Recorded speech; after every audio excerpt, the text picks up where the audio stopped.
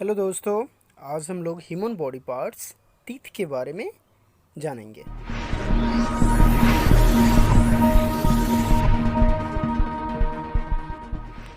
हमारे स्माइल को खूबसूरत बनाने में टीथ का सबसे बड़ा रोल होता है। वैसे भी हमें अपने दांतों को साफ और स्ट्रॉन्ग कैसे रखें और दांतों के बारे में और ज़्यादा जानकारी मैं इस वीडियो में आपको दूंगा। तो सबसे पहले ये जान लेते हैं कि ह्यूमन बीइंग्स के पास कितने तरह के टीथ होते हैं। तो सबसे पहले आता है टेम्पररी टीथ। टेम्पररी टीथ इसके नाम से ही पता चल रहा है, टेम्पररी यानी कुछ समय के लिए, यानी ऐसे टीथ जो कुछ सालों के लिए होता है। इस तरह के टीथ बच्चों में देखने को मिलता है, इसलिए इसका नाम बेबी टीथ और मिल्क टीथ भी कहते हैं, यानी दूध का दांत। नेक्स्ट आती है परमानेंट टीथ, यानी ऐसे टीथ जो टेम्पररी टीथ के रिप्लेसमेंट होता है, यानी टेम्पररी टीथ के जगह पे उगता है, उसे कहते हैं परमानेंट टीथ। जब कोई बच्चा 12 साल का या 12 साल से ज़्यादा उम्र वाले होते हैं, उनमें ये टीथ आ जाती है, और जब 12 से 21 साल के बीच उनका एज होता है, उस समय ये टीथ वेल डेवलप्ड हो जाती है, इसलिए इसका दूसरा नाम विजडम टीथ भी है।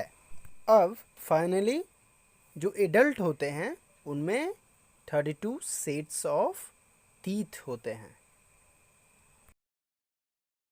ऐसा कौन सी चीज़ है जो हमारे टीथ को अच्छी तरह से पकड़ कर रखता है? तो एक तरह का मसल्स है जिसे गम्स कहते हैं। गम ऐसा मसल्स है जो हमारे टीथ को पकड़ के रखता है। आप एरो के थ्रू इसे देख सकते हो। और गम के ऊपरी हिस्सा, यानी जो वाइट पोर्शन होता है जो हमें बाहर से दिखाई देते हैं, उसे क्राउन कहा जाता है। तो नेक्स्ट आते हैं teeth root. Teeth root teeth का वो हिस्सा होता है जो गम के भीतर छिपा होता है, जैसे कि एक प्लांट का रूट जो सॉइल के अंदर छिपा होता है। अब हम जानेंगे काइंड्स ऑफ टूथ के बारे में, यानी यूज़ के अनुसार हमारे टूथ को कितने टाइप्स में डिवाइड किए जा सकते हैं। यूज़ के अनुसार हमारे टूथ को 4 टाइप्स में डिवाइड किए जा सकते हैं। फर्स्ट आते हैं इंसिसर, दूसरा आता है कैनिन्स, तीसरा प्रीमोलर, और फोर्थ नंबर और चौथा मोलर। अब आते हैं काइंड्स ऑफ टूथ के बारे में, यानी first kinds of tooth is incisor. Incisor ये हमारे सामने के दांत होते हैं। ये बहुत ही शार्प और एज्ड होते हैं। ये किसी भी फूड को कट और बाइट करने में हमारी हेल्प करता है, इसलिए इसे कटिंग टीथ के नाम से भी जाना जाता है। तो नेक्स्ट टाइप है कैनिन्स।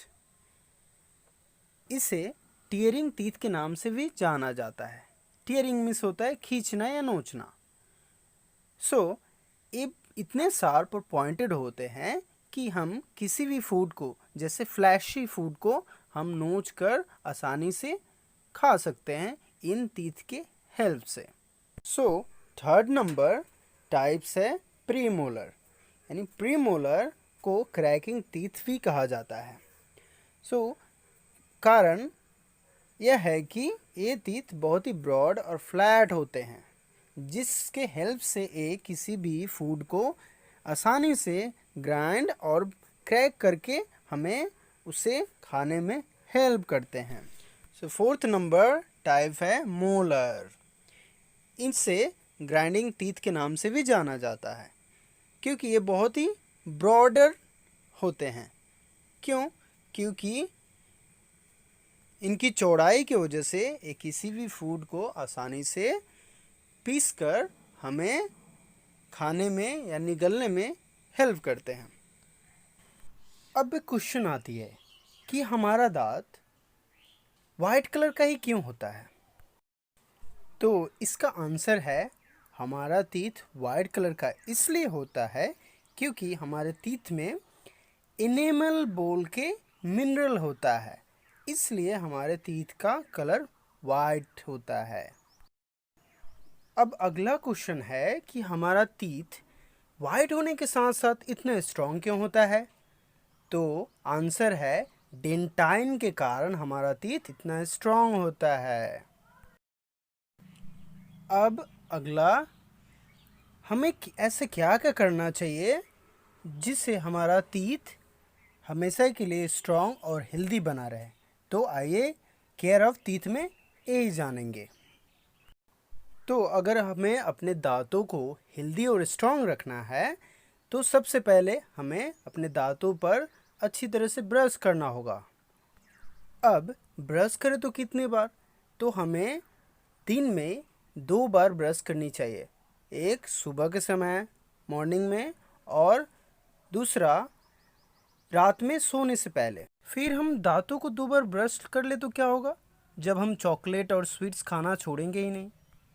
तो अगर हमें अपने दांतों को हेल्दी रखना है तो हमें स्वीट्स और कैंडीज कम खाने होंगे। अब केयर ऑफ टीथ में लास्ट आता है कि हमें हर 6 महीने बाद अपने डेंटिस्ट से दांतों को अच्छी तरह से चेकअप करानी चाहिए। हमें अपने टीथ को स्ट्रॉन्ग बनाने के लिए ऐसा कौन सा फूड है जिसे खाना चाहिए? तो वो है मिल्क, पनीर और चीज़। और न्यू अपडेट के लिए हमारे साथ बने रहिए। Thanks for watching.